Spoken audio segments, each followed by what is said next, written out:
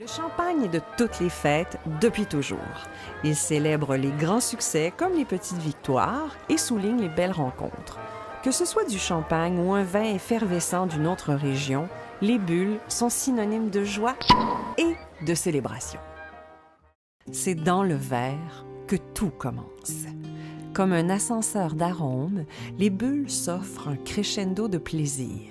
En remontant, elles grossissent et se chargent de dioxyde de carbone et de parfum, puis, arrivées à la surface, elles éclatent et projettent un brouillard de gouttelettes invitantes.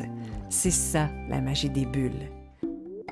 Mais toute cette effervescence n'existe que par le génie de l'homme et de la nature. Essayons de rester simples. Après l'élaboration d'un vin de base tranquille, on ajoute du sucre et des levures.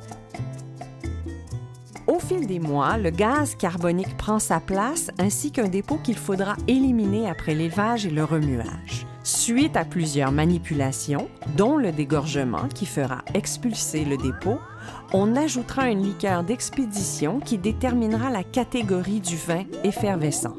Brut, le plus souvent, mais aussi dry, demi-sec ou doux.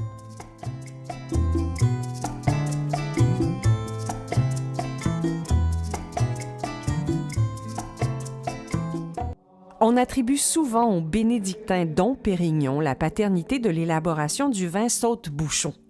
C'est vrai qu'il y a participé, mais ce qu'on sait moins, c'est que c'est à l'abbaye de Saint-Hilaire, tout près de Limoux, dans le Languedoc-Roussillon, que les moines ont élaboré vers 1530 les premiers vins français effervescents.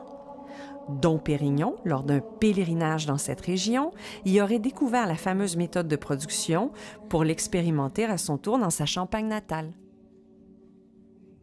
Ce modeste retour dans l'histoire nous permet de constater que si l'homme n'avait pas cet immense besoin de se détendre et de s'amuser, nous n'aurions peut-être eu jamais le plaisir de goûter à cette boisson magique, ni de connaître la fine sensation des bulles qui éclatent dans le verre et nous chatouillent le nez.